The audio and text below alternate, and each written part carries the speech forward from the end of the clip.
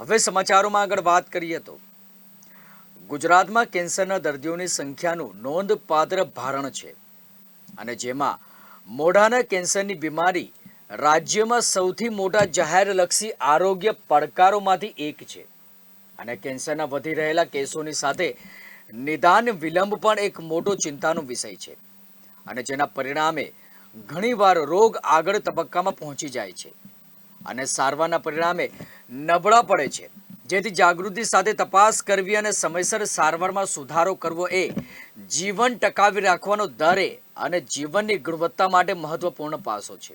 ત્યારે કિરણ હોસ્પિટલના ડોક્ટરો આ તમામ બાબતો શું કહી રહ્યા છે, આવો સાંભળીએ. કે હવે કેન્સર એવું નથી રહ્યું કે કેન્સર એટલે કેન્સલ, એ વાત નથી રહી. હકીકતમાં એવું છે કે આપણે જો આ બરાબર વ્યવસ્થિત સારવાર કરીશું, અર્લી ડાયગ્નોસિસ કરીશું, એની જો વેક્સિનેશન લેશું તો એને પ્રિવેન્ટ પણ કરી શકાય છે. તો આ બધી માહિતીમાં આપણે ખ્યાલ આવે કે કેન્સર એવો રોગ નથી કે આપણે ગભરાઈ જવાની જરૂર છે. કેન્સર એવો રોગ છે કે જે બીજા રોગોની આપણે સારવાર કરી શકીએ એવી કરી શકાય. ડાયાબિટીસ છે, હાર્ટ એટેક છે કે બીજા કોઈ પ્રોબ્લેમો છે, એ જેમ સારવાર થઈ શકે એવી રીતે કેન્સરની સારવાર થઈ શકે. ને એના ડિફરન્ટ સેક્શન્સ કે મને મેડિકલી કઈ રીતે સારવાર થઈ શકે, રેડિયેશન દ્વારા કઈ રીતે સારવાર થઈ શકે અને જરૂર પડે તો કેમ સર્જરીથી એને મટાડી શકાય, એની ડિટેલ માહિતી આપણે ખ્યાલ આવે કે જેથી કરીને દર્દીને વ્યવસ્થિત રીતે સંદેશો મળે અને એ કરી શકાય.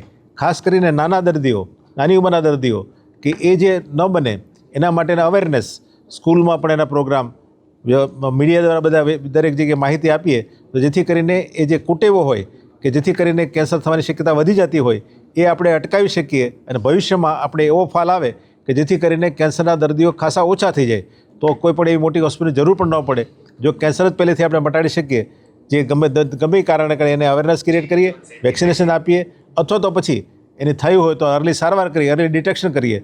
આપણે હમણાં વાત થઈ કે હકીકતમાં કેન્સર છે એ ત્રીજા ચોથા સ્ટેજમાં જો ડાયગ્નોસિસ થાય એને બદલે પહેલાં કે બીજા સ્ટેજમાં જો આપણે ડાયગ્નોસ કરી દીધું હોય તો આપણે ટોટલી એને કાઢી શકીએ અને પેશન્ટ છે એ પ્રોપરલી સંપૂર્ણ સારવાર મળવાથી એકદમ નોર્મલ થઈ શકે, જેથી કરીને ભવિષ્યમાં પણ કોઈ તકલીફ ન થાય. તો વિશેષમાં એવી રીતે હતી કે આવી વસ્તુ આપણે ધ્યાન રાખીશું તો આપણે કંઈ પણ જગ્યાએ જશું तो आ कैंसर की अवेरनेस क्रिएट करी અને કેન્સરને જેમ બને વધારે આપણે ઓછા કરી શકશું. ये इंडिया में one of the comprehensive departments है. हमारे पास 3 तरह की machine including artificial intelligence based ethos machine और आप एक ब्रेकीथेरेपी सूट, एक सीटी सिमुलेटर, कॉम्प्रिहेंसिव एक ही फ्लोर पे है जो आपको इंडिया में कम जगह मिलता है. सो एक कॉम्प्रिहेंसिव ट्रीटमेंट यहाँ पे पेशेंट को आराम से मिल सकता है. एक एडवांस ट्रीटमेंट ऑप्शन है और पूरा सेटअप लेटेस्ट टेक्निक के हिसाब से चलता है. इस तरह का ये डिपार्टमेंट है. और मेन बात है जो आर्टिफिशियल इंटेलिजेंस वाली बात है, उसमें जो मेन मशीन हमारी वो इथॉस की है. इथॉस एक ऐसी मशीन है जो कि इंडिया में हमारे यहाँ पहले आई थी और इसमें पेशेंट के जो ट्रीटमेंट है उसका डेली की डेली चेक होने की वजह से साइड इफ़ेक्ट्स 30% आराम से कम हो जाते हैं. तो पेशेंट को पता भी नहीं चलता उसका इलाज हो रहा है. कुछ ट्रीटमेंट ऐसे भी हैं रेडिएशन में जिसमें सर्जरी भी नहीं होती.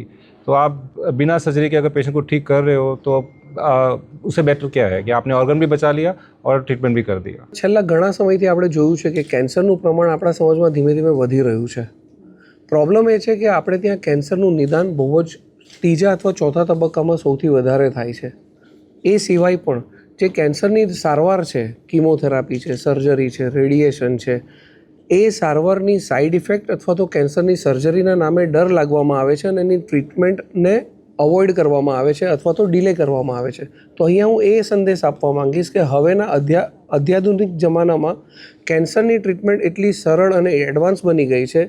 સ્પેસિફિકલી કેન્સર સર્જરીની જો વાત કરીએ તો હવે અમે કેન્સર કાઢવા સિવાય પેશન્ટની ક્વોલિટી ઓફ લાઈફ કેવી રીતના ઇમ્પ્રૂવ થાય એ પ્રમાણેની કેન્સર સર્જરીઓ કરતા થઈ ગયા, જેમાં minimal invasive surgery, robotic surgeries, હાઈપેક સર્જરીઝ, સેન્ટિનલ નોડ સર્જરીઝ, આ બધા સર્જરીના એડવાન્સ પદ્ધતિના નામ છે કે જેમાં અમારો એમ એવો હોય છે કે કેન્સર જડમૂળથી નીકળી જાય અને પેશન્ટની ક્વોલિટી ઓફ લાઈફ બને એટલી જલ્દી નોર્મલ વેમાં એ પોતાનું રૂટીન કરી શકે.